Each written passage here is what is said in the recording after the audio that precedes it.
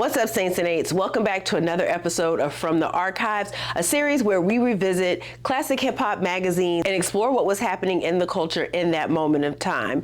Today's issue is The Source magazine, February 1998 edition, and of course, Rakim is on the cover. The other reason this issue is particularly interesting is because this is The Source's annual Hip-Hop Yearbook, where they look back at the biggest artists, albums, and trends that helped shape the year 1997.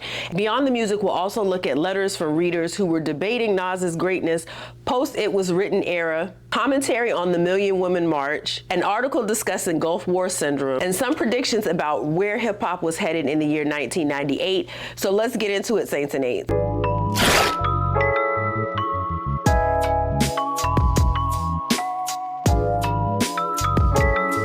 First thing, of course, about this issue that stands out is Rakim on the cover. Now, by 1998, Rakim was already considered one of the greatest MCs to ever touch a mic. His influence on lyricism, rhyme structure, and flow can still be heard in many artists today.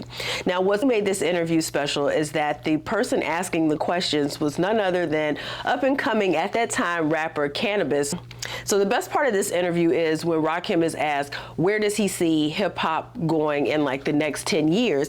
And he really encourages the newer generation to do something new, something that has not been done before.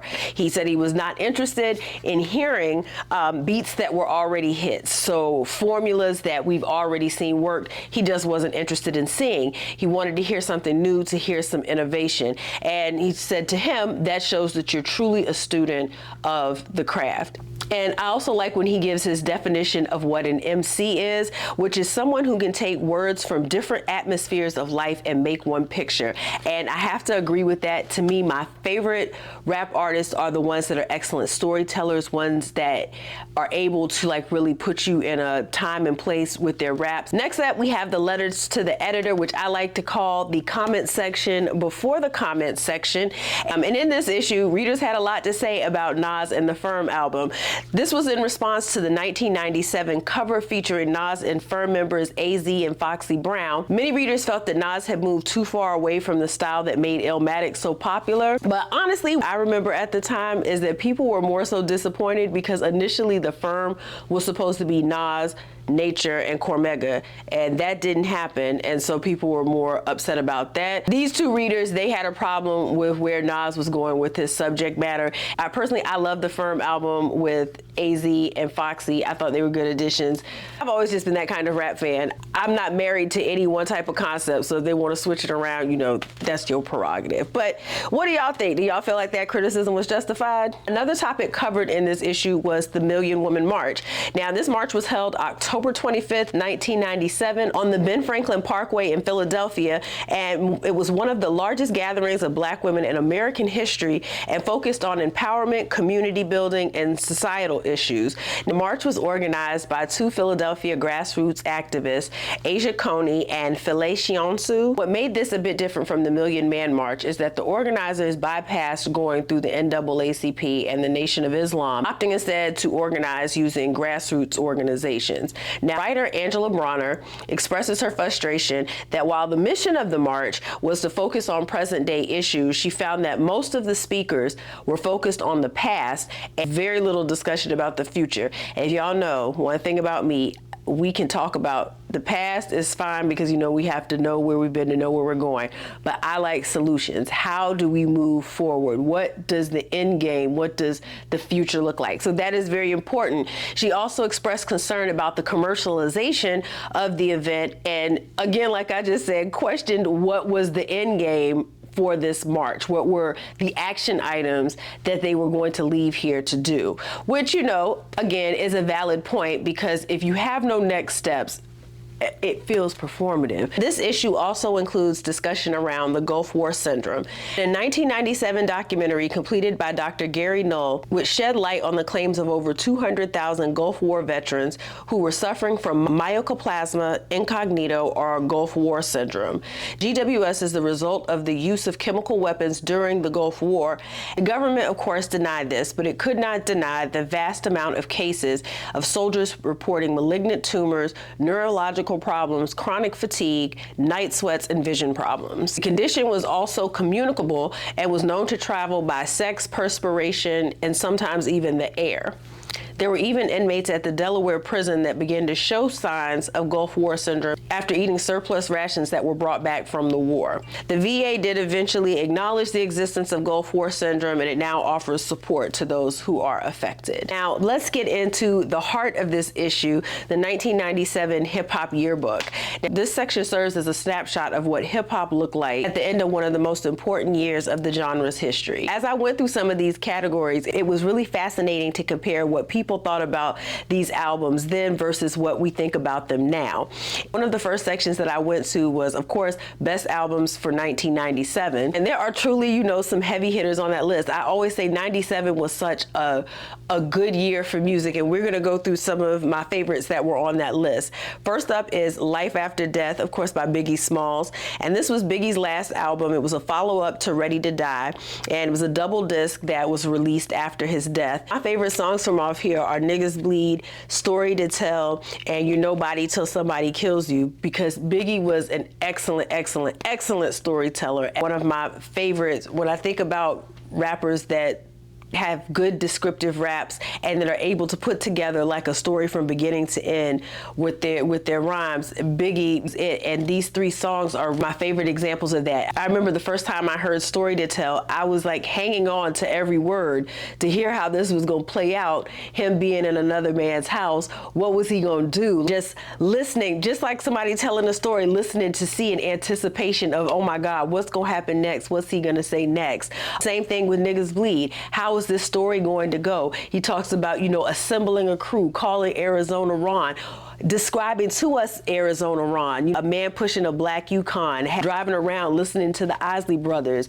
and taking us, through that heist all the way to the end. Biggie was one of my favorites when it came down to storytelling. I knew I was going to get one or two good songs on the album that were going to, really give me that vibe. Next up, we have Wu-Tang Forever. This album recently just had an anniversary, and I have such specific memories of the day that this album was released.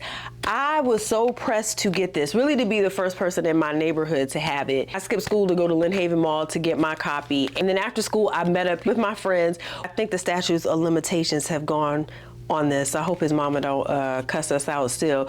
All of us packed in at one of our friends' house while his mom was gone, and we had like a little mini listening party for this album. We were excited. We hadn't had a full Wu-Tang project in years. We were ready to see them assemble again, so there was so much anticipation for this album. And I will just never forget when Triumph came on, and the RZA did an excellent job of setting this up, and then that beat dropped in, and I still remember the way that it felt the first time that I heard that, and that beat dropped in, and the violins just sharply like accentuating the beat, and the vocal sample in the back, the perfect ways to start off the album. And that was a culture shift. Some of my favorite songs from off of here are Heaters, For Heaven's Sake, Bells of War, Hell's Wind Staff, It's Yours, and Black Shampoo. And yes, Black Shampoo. It was a good song to me. I felt like it gave a different vibe. It was a good way to end it. But one of my favorite albums, I still listen to it to this day. Is one of my favorites to go back to. Still ain't got no skips on it. Next up we have Busta Rhymes, When Disaster Strikes. And this album, honey, was peak Busta Rhymes. This was the one that had Keep Your Hands Where Your Eyes Can See. And I'm gonna tell y'all, that song had my high school in a chokehold. They probably went triple platinum in that school alone. It also featured two other songs that I loved, Turn It Up and Dangerous. And we also got some really good visuals from this album with Dangerous and Keep Your Hands Where My Eyes Can See, especially the latter. I loved the Coming to America theme. That was, I remember, I think they did like a behind the scenes for that, and I was just so tuned in because they talked about everything from the makeup to the costumery, and he really put that video together. If you got into my Honda Civic in 97 and 98 a little bit, it was a 99.999% chance you were going to be listening to the Iron Man album. This is hands down my favorite Ghostface album, point blank period. There are songs that are still on my playlist that I am listening to today. This is the album that paved the way for me loving albums that feel like movies from, beginning to end. There is no one favorite song for me on this album because there are no skips for me. This many years later, it is one that I call a classic. What do you think? We also have The War Report by Capone and Noriega. This one recently also had an anniversary. It was released on June 17th, 1997. My favorite songs on here were Closer, LA, TONY, Blood Money, and Parole Violators. I believe I have somewhere in my box here of VHS tapes the promotional tape for TONY and Blood Money. It was like a small documentary they did, and they were talking to Nori because at this point Capone was locked up. He was talking about, you know, how funny it felt to be dropping this album and not having, I think that what he said was, it's like not having your right arm. And he just said it felt funny celebrating this moment and having this moment without Capone. But, you know, he was going to keep, you know, the thing pushing for the two of them. And that he definitely did. Blood Money, again, was one of my favorites. And TONY, I loved Tragedy Gaddafi's feature on that. And, you know, War Report, for sure, a classic album. Now, this issue also includes predictions about the future of hip-hop. And I want to go through some of these and see how they panned out. One of the predictions is that Nas would get more gold and platinum for a double LP. And what is funny about this prediction is that Nas was scheduled to release I Am the Autobiography, which was going to be a double album and scheduled for release in 1998. However, the project was leaked and Nas had to figure out what to do next. And instead of letting the music go to waste, he split those songs across 3 albums. First was I Am, then Nostradamus, and of course then The Lost Tapes. Bootleg of this album floated around the internet for years, but in 2023, Columbia Records did a limited vinyl release of I Am the Autobiography.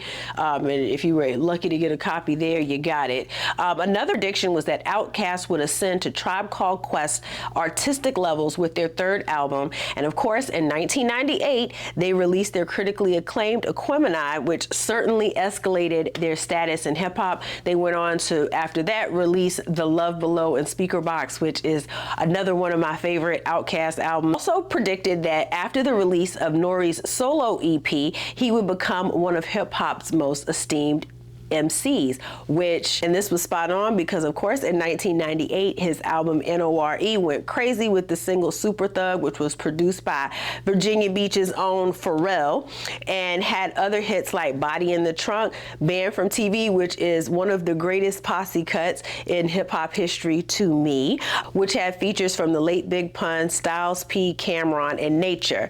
And lastly, we have the prediction that Third Base would reunite. Now this one also came true. In 2025, they reunited on the stage for Ralph McDaniel's birthday party, performing their hit Gas Face. This might be like my favorite section, first of all, because, you know, I love a good psychic moment, and because, you know, hindsight is always 20/20. Who knew that some of these were going to end up coming true? Overall, this February 1998 issue is a great time capsule. You have Rakim being interviewed by the new generation, while readers passionately debate the trajectory of Nas's career, along with discussions about social issues affecting the Black community and health issues affecting the veteran community. And that's what makes these old magazines so valuable. They're more than entertainment. They're a historical document that captures how people were feeling, thinking, and debating at a specific moment in time. If you enjoyed this episode of From the Archives, make sure to subscribe, leave a comment, and let me know which classic hip-hop magazine I should revisit next. Until next time, Saints and Eights, love you, bye.